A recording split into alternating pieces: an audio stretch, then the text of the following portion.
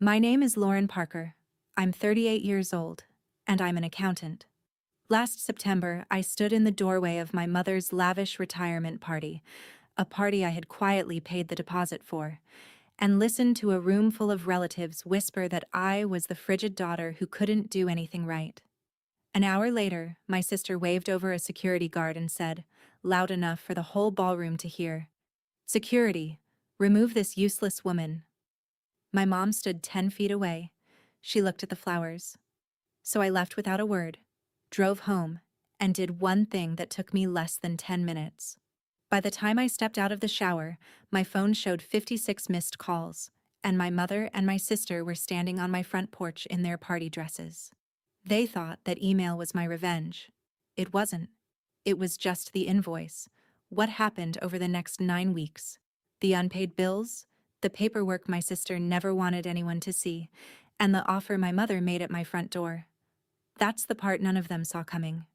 Welcome back to Hidden Family Revenge, where quiet women stop paying for loud families, and every boundary comes with a receipt. If you've ever been the one who did everything and got credit for nothing, this story is for you. Drop a comment below and be sure to subscribe. The invitation came through the family group text, the same thread where cousins sell furniture and argue about potato salad. Celebrating Carol's retirement, Glen Oaks Country Club, the Fairview Room, 7 o'clock. Hosted by Madison. Hosted by Madison.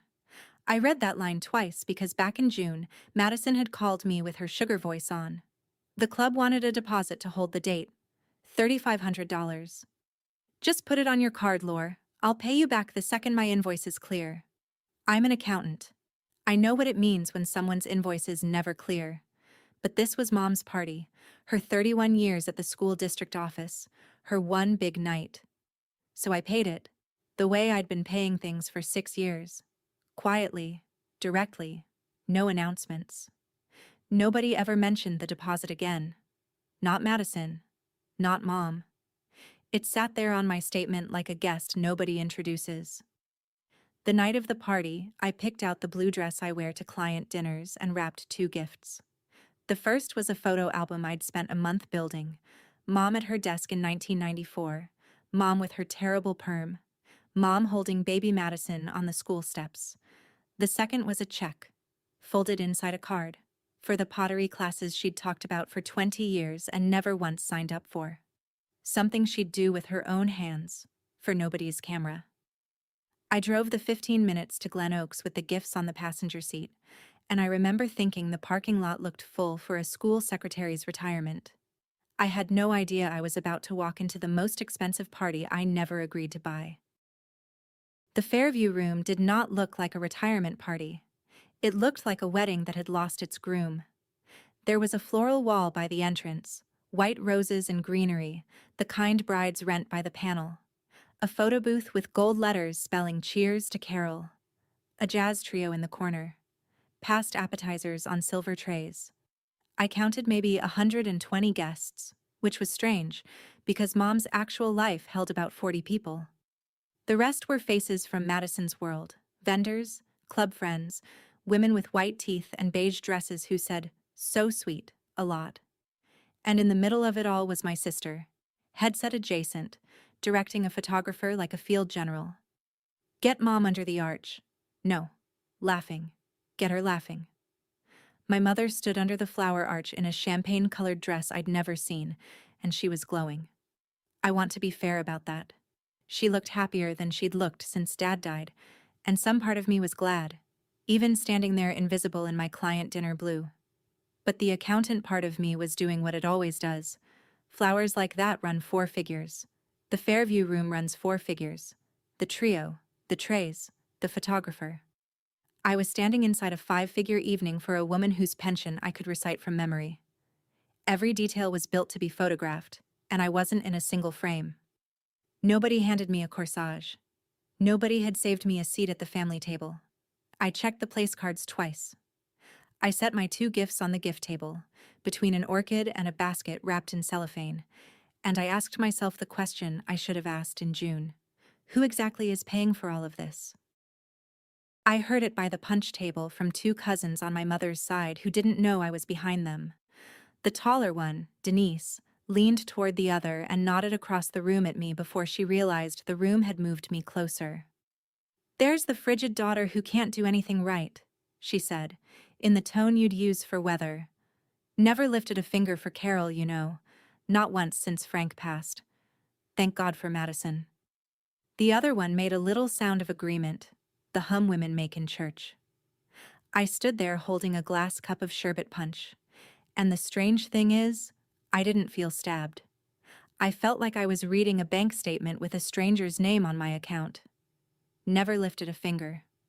I had lifted the roof over my mother's head, literally. $8,400 of it, 3 years ago, when the old one let the rain in. But that wasn't the part that stopped my breath. It was the smoothness. Denise didn't say it like gossip. She said it like a fact everyone had agreed on years ago, a thing so settled it wasn't even interesting. You don't get a sentence that smooth overnight. Somebody writes it and repeats it and passes it around holidays like a casserole dish until a woman can say it at a punch bowl without checking who's listening. I looked across the ballroom at my sister, laughing under the flower arch with her arm around my mother, both of them turned toward the camera. And for the first time in 6 years, I asked myself not why they believed it, but who had been telling it. I decided to do the simplest thing in the room. I decided to hug my mother. I crossed the floor while the trio played something soft, and I got within 10 feet of the flower arch before Madison stepped into my path like a door closing. Up close, her smile was still on, but only the bottom half. "You're not going to make this weird, are you?" she said quietly. I said I'd come to congratulate Mom. That's all I said. And I watched my sister do the math of the moment. The photographer to her left, the beige women to her right, 120 witnesses to whatever happened next, and I watched her choose. She turned toward the gray-jacketed man by the wall, lifted her hand and raised her voice to carrying range. "Security, remove this useless woman. She's upsetting the guests." The trio kept playing, but conversation died in a ring around us, the way water goes still around a dropped stone. The guard came over looking apologetic. He was somebody's nephew with an earpiece. And here is the detail I need you to hold on to, because I've held on to it every day since. My mother was 10 feet away. She heard it. Everyone heard it. And my mom, the woman whose property taxes I had paid for 6 Octobers in a row, turned her face to the flower wall and studied the roses. She didn't say my name. I stood there one more second, and then I walked to the gift table, set down the album, set the card with the pottery check on top of it, and smoothed the ribbon flat. "Enjoy the party, Mom," I said, to nobody in particular, in a voice that did not shake. Then I walked past the photo booth, past the gold letters cheering for Carol, out into the September air. Behind me, I heard the trio slide into another song. Nobody followed me. I sat in my car in the Glen Oaks parking lot and I did not cry, which I know is exactly what they'd expect me to say. The frigid daughter sitting frigidly in her sensible sedan. But here's what actually happens inside me when the ground moves. I count. It's what I've done since I was a kid, and it's what I did then, with my hands at 10 and 2 in a parked car. 6 years of property taxes at about $4,800 a year. Homeowners insurance. The Medicare supplement premium that renews every January like a headache. The car lease Mom thinks Dad's pension covers. Utilities in the bad months. The roof, $8,400. Dad's hospital bills, $19,000. Paid off in 14 quiet installments so Mom would never see a collections letter with his name on it. Call it $15,000 a year, 6 years running, before the roof and the debt. I sat there and watched the total assemble itself the way it does on a good spreadsheet, clean and undeniable, and underneath the total a plain little truth I'd been refusing to book for years. I had been paying for the privilege of being invisible. Useless woman. The words didn't burn anymore. They itemized. Every dollar had bought me another year of being the daughter who never lifted a finger, because nobody watches the hand that pays the county online. Inside that ballroom, my sister was toasting with champagne that wasn't paid for, in front of a flower wall that wasn't paid for, taking credit that wasn't paid for either. I started the car. I drove the 15 minutes home under the speed limit, calm as a Sunday. I wasn't going to yell. I wasn't going to make a scene. I was going to do something much quieter than that. My kitchen table has been my real office for years, and at 8:41 that night it became a courtroom, a bank, and a moving truck all at once. I opened my laptop, and my dog Biscuit settled on my feet the way he does when I work late, and I wrote the shortest important email of my life. I addressed it to the family thread, all 31 relatives who had watched me get walked out by security an hour earlier, and I added Mom and Madison at the top. Subject line: effective tonight. No greeting. Effective tonight, I am resigning as Mom's unpaid financial manager, a role I have held since Dad died 6 years ago. All automatic payments from my accounts: property tax, homeowner's insurance, Medicare supplement, car lease, utilities, will end at the close of this billing cycle. A one-page summary of the last 6 years is attached for the family's records. The $3,500 deposit for tonight's party is currently on my credit card. The venue contract itself is in Madison's name. Going forward, please direct all financial matters to Mom and Madison, who I understand has been taking care of everything. Lauren. The attachment was one page because the truth usually is. Line items, dates, the roof, the hospital debt. At the bottom, a total: $117,400. No adjectives anywhere in the document. Adjectives are what my sister uses. Numbers are what I use, and numbers don't need a microphone. I read it twice, not to soften it, to check the math. The math was right. It had been right for 6 years, sitting in the dark with me. I clicked send at 8:41, closed the laptop, and went to take a shower like a woman with nothing on her calendar. Which, for the first time in 6 years, I was. I take long showers when I've finished something big. Ask any accountant what April feels like. I stayed in until the water went lukewarm, dried my hair all the way, moisturized like a woman with excellent boundaries, and walked back to the kitchen at about 9:15. My phone was lit up like a slot machine paying out. 56 missed calls. I stood there in my robe and scrolled the lock screen while Biscuit watched me. Madison, 17 times. Mom, 11. My Aunt Patty, 9. My Uncle Dennis, 7. The rest were cousins I hadn't spoken to since the funeral, including, and I want this noted for the record, Denise from the Punch Bowl. There were voicemails. Madison's first one was the remarkable specimen. Her voice had been dipped in syrup and panic at the same time. Lori. Hey, I think your email got hacked or... Look, whatever this is, just call me. We can fix the wording. People are reading it. Mom is very upset. 3 hours earlier, this same voice had said, "Security, remove this useless woman," at carrying range, in front of a jazz trio. Funny what a one-page attachment does to a person's tone. Aunt Patty's voicemail was different. One piece of it I will keep forever. "Honey, call me, and good for you." And then, buried under all the family noise, one text from a number I didn't know. Glen Oaks Events, after hours line. Ms. Parker, trying to reach Madison Parker Hale regarding tonight's outstanding balance. Your card is listed on the deposit. Please advise. Outstanding balance. I looked at that phrase for a long moment, standing in my kitchen with my hair still warm from the dryer, and somewhere under my ribs a small cold bell began to ring. The party wasn't paid for. Headlights swept across my kitchen window at 10:05.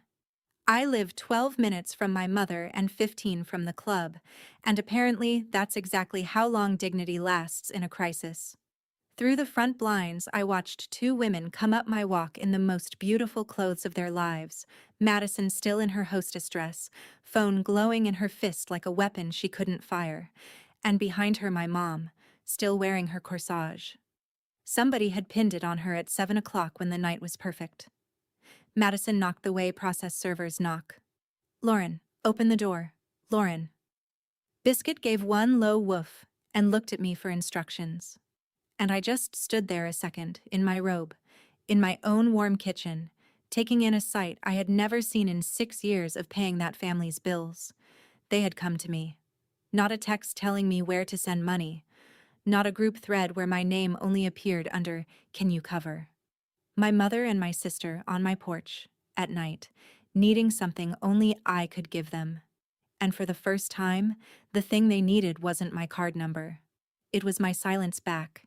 They wanted the email unsent, the total unadded.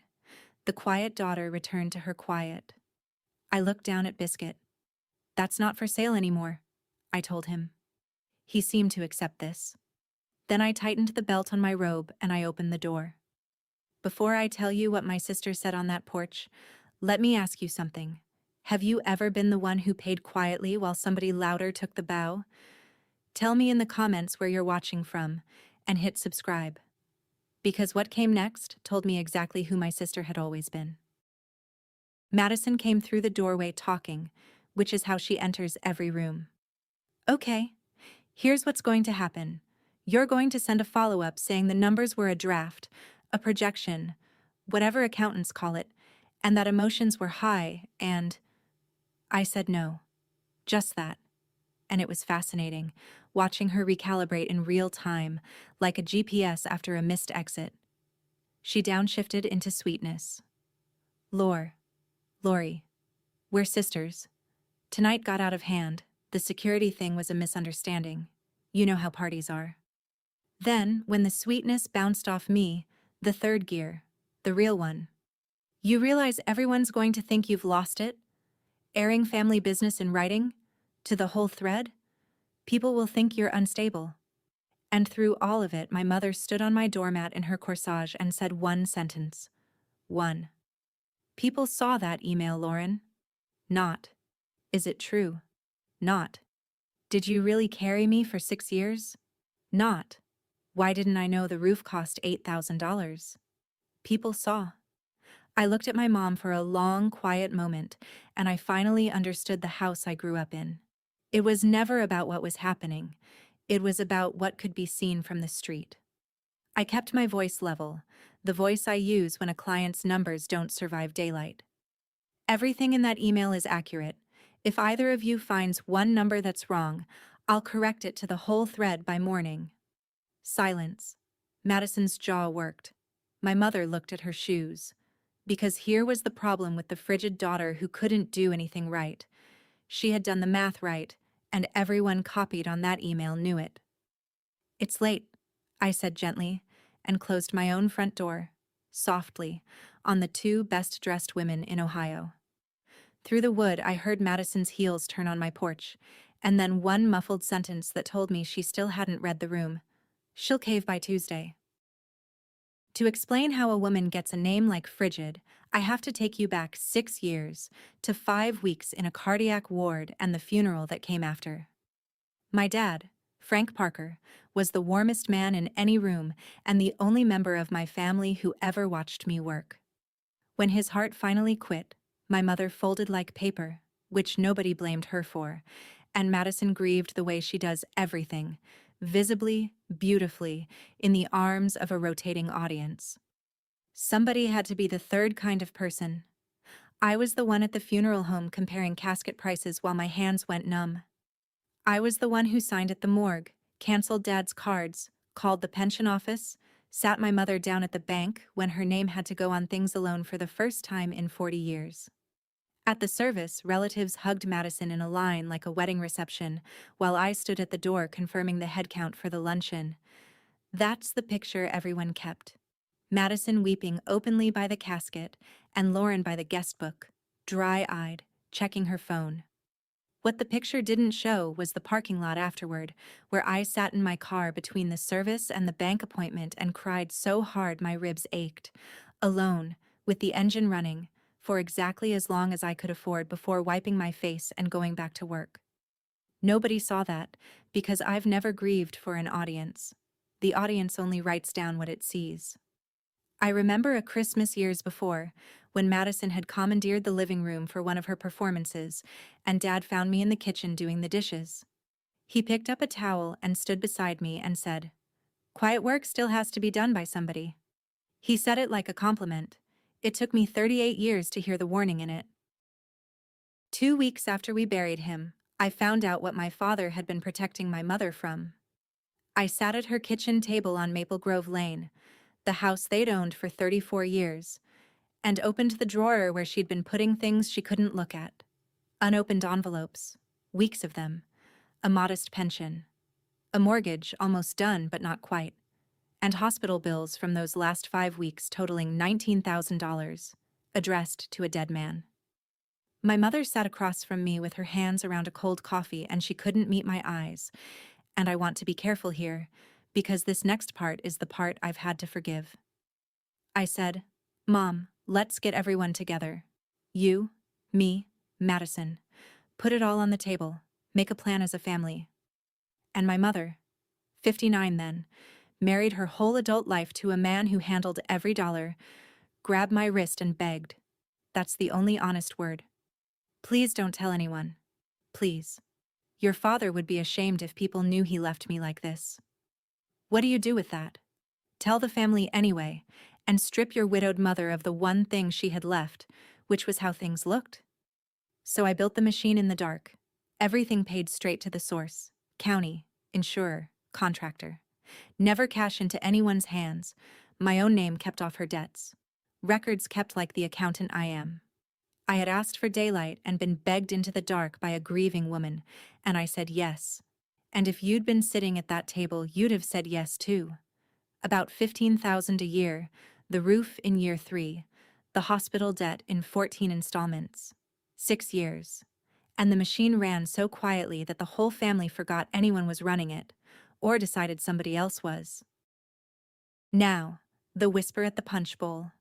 Sentences that smooth have an author, and mine was written 2 years ago in my office, on a Tuesday, when Madison came to see me with a folder and a dream. She wanted $60,000 to launch a brand studio, her event planning, but make it prestige. And she needed a co-signer, and who better than her big sister with the good credit and the boring life? I did what I do for any client. I read her numbers. The business had been losing money for 2 years. The projections assumed her follower count would somehow triple and start paying invoices. As her sister, I wanted to believe. As an accountant, I would have been signing my name to a slow-motion car crash. So I told her no, kindly, with a printout, with 3 cheaper paths she could take instead. She smiled, thanked me, hugged me at the door. And then she went home and started writing. I can't prove the exact date the sentence was born, but I can tell you what Aunt Patty confirmed for me later. From about that season on, the family version of Lauren changed. Lauren refused to help family. Lauren's got all that money and won't lift a finger for your mother, Carol. Lauren was always cold, even at Frank's funeral. Remember the guest book? A seed of truth, watered with performance, grows a whole field of lies. I had refused exactly one thing: to co-sign a bad loan. By the time that sentence reached a punch bowl 6 years after Dad died, it had grown into never lifted a finger, spoken over sherbet, at a party sitting on my credit card. My sister didn't just spend money she didn't have, she spent my name. And her business, by the way. The one I wouldn't sign for? Hold that thought. The Saturday after the party, I did the thing I'm actually proudest of in this whole story, and it involved no revenge at all. I went to the office supply store and bought a navy 3-ring binder, a pack of dividers, and sheet protectors, and I sat at my kitchen table for 3 hours building my mother's financial life into a shape she could hold. Tab 1, property tax. Account number, the county website, step-by-step screenshots, and the due date in red, October 31st. Tab 2, homeowner's insurance, agent's direct line, renewal month. Tab 3, the Medicare supplement, what it costs, what happens if it lapses. Tab 4, the car lease. Tab 5, utilities, the budget billing option circled. Tab 6, every contact a 65-year-old widow needs, in 14-point font. No commentary. No line anywhere that said, "This is what I carried while you all called me useless." The numbers could say it without me. Quiet work still has to be done by somebody, and this binder was the last of mine she'd get for free. And on the very last page, in its own sheet protector, I placed a business card. Susan Reyes, licensed professional fiduciary. A person whose entire job is managing money for older adults. Bonded, insured, regulated. The healthy version of what I'd been doing in the dark for 6 years. Sunday afternoon, I drove the 12 minutes to Maple Grove Lane while Mom was at church, set the binder on the porch bench where she'd see it before her keys were out of her purse, and texted her from the driveway. Everything is in the binder. The tax bill is due October 31st. Then I drove home. I'd like to tell you it felt like freedom. It felt like handing over a child I'd raised. But it was on her bench now, not in my dark. And whatever happened by Halloween was going to happen in the light. Aunt Patty showed up Monday evening with a Tupperware of lemon bars and the energy of a woman who has been waiting years to testify. Patty is my mother's younger sister, 61, widowed, allergic to nonsense. She sat down at my kitchen table, pushed the lemon bars at me, and said, "Sit down, honey. Let me tell you what your sister's been telling everyone for 6 years." And then she drew me the map. Every Thanksgiving, every christening, every funeral, Madison worked the room like a publicist. Little things. A sigh. "I just wish Lauren would help more with Mom, but you know how she is." A brave smile. "Somebody's got to be there for Carol." The genius of it, Patty said, was that I never contradicted any of it, because I was never there when it was said, and when I was there, I was quiet. "You left the stage empty, sweetheart. Your sister never met an empty stage she didn't fill." I asked Patty why she never told me. She looked at her hands. "Because I half believed it," she said. "That's the ugly part. You never said different." And there it was. The mechanism, laid out on my table between the lemon bars. In my family, the truth is, whoever tells it first at Thanksgiving. For 6 years, Madison had told it first, and I had assumed the work would speak for itself. Work doesn't speak. Work just works. Then Patty told me the part that made me set down my fork. "Your Uncle Dennis called your mother yesterday, read her your email line by line, and asked her, point blank, 'Is it true? 117,000, Carol? Is it true?'" I asked what Mom said. Patty was quiet a second. She said, "I never asked Lauren for any of it." Which was, technically, perfectly accurate. She'd only ever asked me for the silence. Wednesday morning, Glenn Oakes called my office line. A polite, tired events manager named Carla, who had clearly spent 3 days in phone tag with my sister. "Ms. Parker, I'm so sorry to bother you at work. We're holding an outstanding balance of $9,200 for the Fairview Room event. Ms. Parker Hale hasn't returned our calls, and your card is the one we have on file from the deposit." There it was. The 5-figure evening, itemized at last. The flower wall, the trio, the trays, the photographer. None of it paid. All of it drifting gently toward the only card in the building that had ever worked. I was very polite, because Carla was not the villain of this story. "My card authorized a $3,500 deposit in June," I said.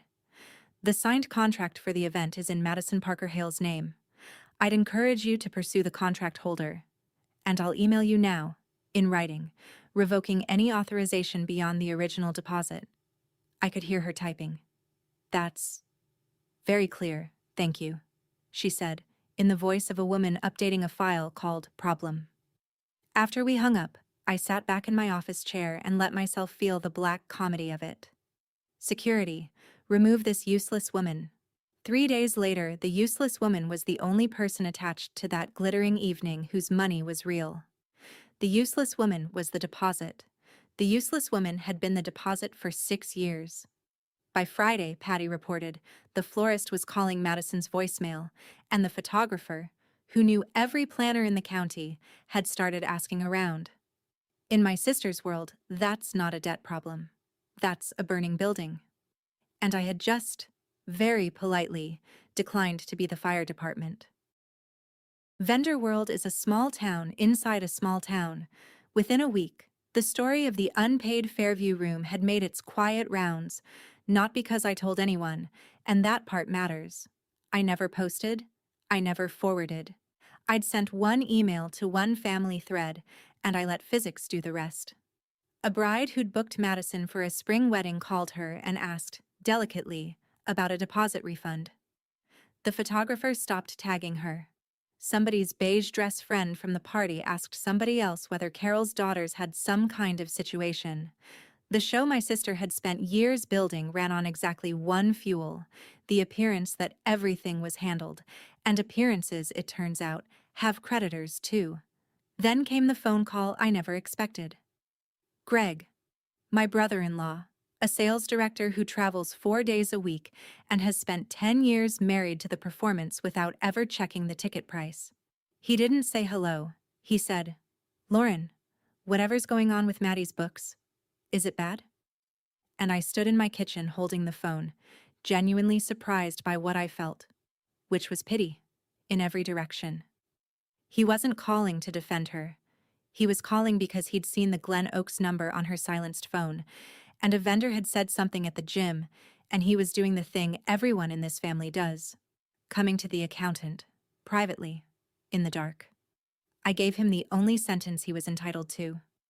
2 years ago, she asked me to co-sign $60,000 for the studio, and I read her numbers, and I refused. That's all you need to know, and you should ask your wife the rest. A long pause. She said you refused because you were jealous, he said quietly. I know, I said. Ask her anyway.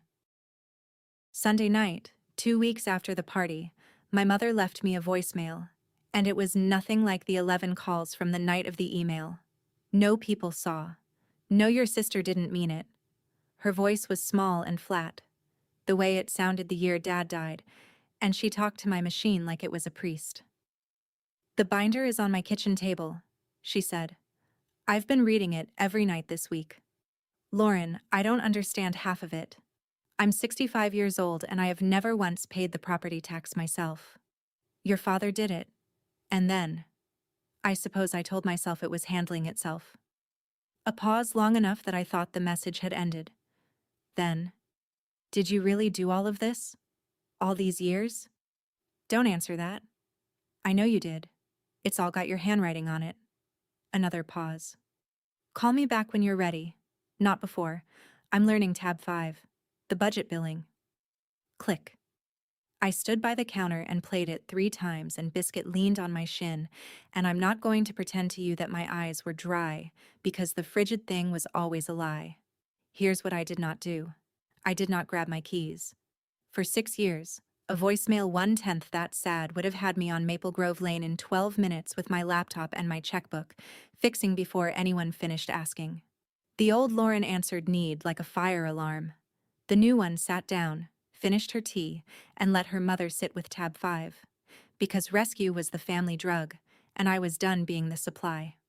I waited 2 days. And what happened in those 2 days, I did not see coming. Quick pause. If you've made it this far, you know this story isn't really about money. It's about who gets believed. Tell me in the comments, were you the binder person in your family, or did you know one? And hit subscribe, because the paperwork my sister brought to my mother's kitchen was worse than anything I'd imagined. Tuesday afternoon, I sat at my mother's kitchen table for the first time since the party, and the navy binder sat between us like a third guest. She had sticky notes in it. That undid me a little. Small yellow flags in her handwriting, one marking the county website, one on the insurance tab that just said, Agent equals Karen. She'd made us coffee in the good cups, and then my mother folded her hands and produced the sentence she'd clearly been rehearsing, and it was so precisely wrong that it told me everything. Families help each other, Lauren. I just don't understand why you needed credit for it. Credit. I looked at her, this woman I love, and I saw the whole architecture. In her world, there are only 2 currencies. Help, which is invisible and infinite, and simply appears, like weather, and credit, which is what vain people demand. 31 years running a school office, 4 decades married to a man who handled every bill. She had never once seen the machinery of her own life. Money, to my mother, was a thing that worked out. Somebody always made it work out. I didn't argue.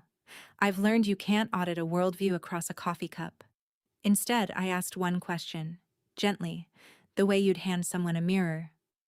Mom, what do you think the property tax on this house is? Per year? Just guess. She smoothed the tablecloth. I don't know. A few $100s? I let the number sit in the air between us. Then I opened tab 1 and turned it toward her. 4,800 a year, give or take. 6 Octobers in a row. My mother looked at the page for a long time, and I watched something more painful than surprise cross her face. It wasn't that she hadn't known. It's that she could have known, any year she wanted to. And some part of her had voted, every year, not to. We were on tab 3 when the front door opened without a knock, and my sister walked into the kitchen carrying a leather folio and the smell of vanilla and crisis. Patty had mentioned the meeting to Dennis, and Dennis, God love him, cannot hold water. Madison didn't sit. She stood at the head of the table like it was a podium and went to work on my one-page summary, and I have to tell you, as a professional, it was almost impressive. Mom, you cannot just accept her numbers. She's an accountant. They can make paper say anything. Half of this is inflated. The roof was not $8,000, that's insane. She's punishing us. She's been waiting years to hold this over you, and the second your beautiful night came, boom, here's an invoice, because she cannot stand for anyone else to shine. Notice the shape of it. Not one specific error, an aroma of error. When I said evenly, which line is wrong? Pick one and I'll pull the receipt right now. She didn't pick a line, because there was no line to pick. She pivoted to the softer weapon. Her eyes went glossy on cue, her voice dropped into the wounded register, and she knelt next to Mom's chair. I planned that whole party for you, every flower, and she turned it into this. And my mother who had just seen tab 1 with her own eyes, wavered. I watched it happen.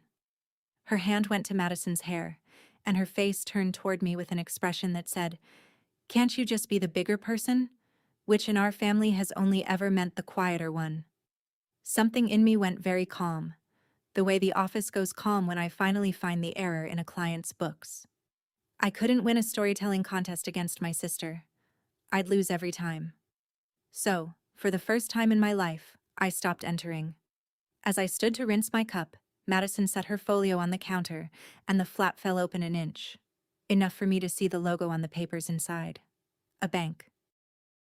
Patty called the next morning while I was with a client, and left a message that emptied my lungs. Call me. It's about the house. Here's what she'd pieced together, from Dennis and from Mom herself. That folio was a home equity application. Madison had driven our mother to a financial consultant, a broker friend from her vendor world, and the plan was already typed up. An $85,000 line of credit against the house on Maple Grove Lane. The pitch was a word salad of consolidate and unlock and help Madison's business through a rough patch, and just temporary, and the appraiser can come Thursday. The house my parents bought 34 years ago. The house my father paid off inch by inch his whole working life. The last clean asset my mother had. 30 years of a school salary and a pension couldn't rebuild it if it cracked. And my sister wanted to plug it into the same machine that had already burned through her business, her vendor's patience, and a $9,000 party tab. I want to be precise about what I felt, because it wasn't rage. Rage is for surprises.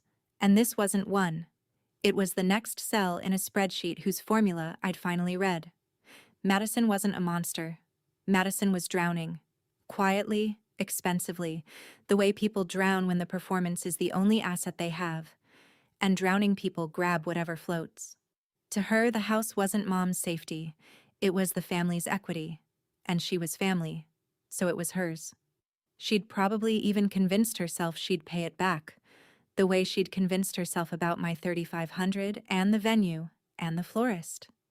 But a lifeline tied to a drowning person doesn't save them. It just pulls the boat under too. And the boat? In this case, was a 65-year-old widow who'd guessed her property taxes were a few $100s a year. That evening, I drove to Maple Grove Lane, and on the way, I made myself a rule, and the rule was the whole revolution. Say it once. The old Lauren would have arrived with printouts, amortization tables, 3 exit strategies, and stayed until midnight fixing it, because the old Lauren believed that if she just carried enough, clearly enough, love would eventually notice the weight. The old Lauren had 117,000 receipts that said otherwise. Mom was at the kitchen table, the binder to her left, the bank folio to her right, like 2 futures she had to seat at the same dinner. I didn't sit. I put my hand flat on the folio and said it once. This paper turns your house into Madison's oxygen tank, and she is drowning. If you sign it, I love you, and I will not manage the wreckage afterward. All I'm asking is one meeting with a real fiduciary before you sign anything. Susan Reyes. Her card is on the last page of the binder. She works for you.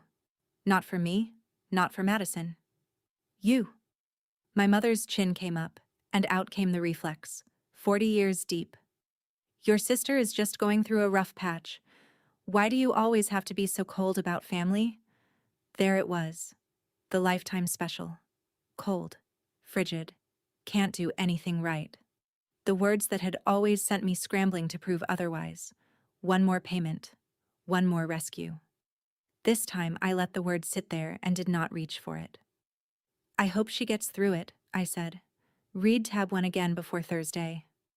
I kissed my mother on the cheek, and I walked out of the house I'd been holding up for 6 years, and I did not look back. And in the car, in the dark, I understood what had just changed forever. I had said it once, and for the first time in 6 years, what happened next was not my job. October 31st came on a Friday, and I spent it the way the new Lauren spends a deadline that isn't hers, badly, but bravely. The property tax was due. The red letter date on tab 1, the first hard test of a world where my card stayed in my wallet. All day at the office I felt the deadline like a phantom limb. My hands knew where the county website was, knew the account number by heart, could have paid it in 90 seconds standing in line for coffee. I didn't. At home that night, I sat on the kitchen floor with biscuit and a glass of wine and my phone, which stayed silent through dinner, silent through the dishes, silent while trick-or-treaters cleaned out my candy bowl, silent the way a courtroom is silent. If the deadline passed, nothing exploded. Counties don't repossess in a day. But we'd both know she'd let it slip, and I'd have to keep sitting on my hands through the penalties, and I honestly did not know if I was strong enough for that. At 9 o'clock the phone buzzed. A photo message from Mom, slightly blurry, taken at her kitchen table in bad light. The county receipt, on the screen of her own laptop, marked paid, and next to the laptop her checkbook, open, with the payment logged in her slanted handwriting. The handwriting that used to sign my permission slips. Under the photo, one short line that hit me harder than any apology ever could. The binder told me how. I found out later what it had cost her. She'd canceled the kitchen remodel Madison had been sketching for her, the one with the island for entertaining. She'd chosen the tax bill over the show. 65 years old, and my mother had just made her first quiet payment. It runs in the family, it turns out. But the bank folio was still in that house, and Thursday's appraiser was still on the calendar. The dominoes fell over the next 2 weeks, and I didn't push a single one. I want that on the record, because it's the whole point of this story. Greg asked his wife the question, and this time he didn't accept the vanilla and crisis answer. And what surfaced, Patty told me over lemon bars round 2, was this. Credit cards and vendor debt stacked around $70,000, a studio lease 3 months behind. Behind, without his knowledge, since summer. Not crime, just performance. Financed at 29%. Dennis, our family loudspeaker, swung the way loudspeakers do.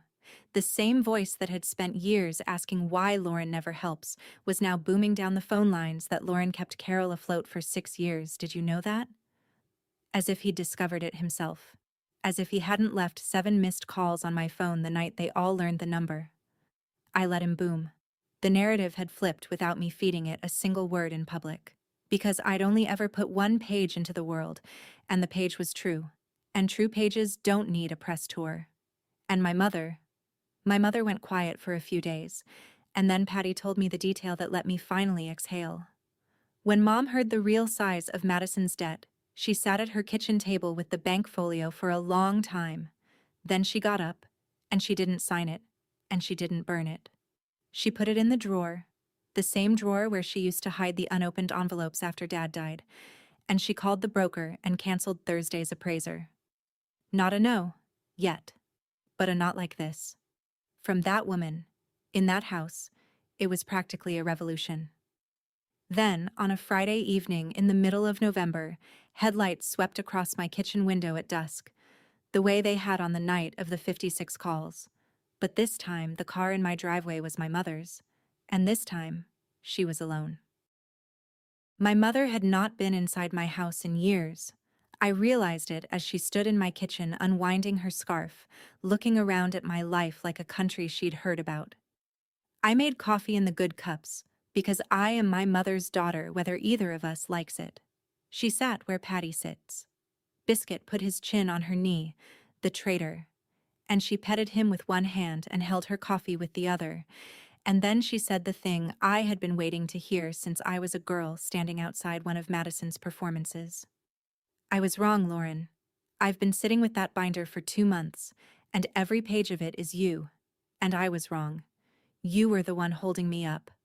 All those years the whole family said. She stopped and made herself finish it. All those years I let them say you did nothing. My throat closed. 38 years old, and one sentence from my mother could still do that. Then she reached across my kitchen table and took my hand. Come back, sweetheart. Take it over again. I don't want strangers in my account.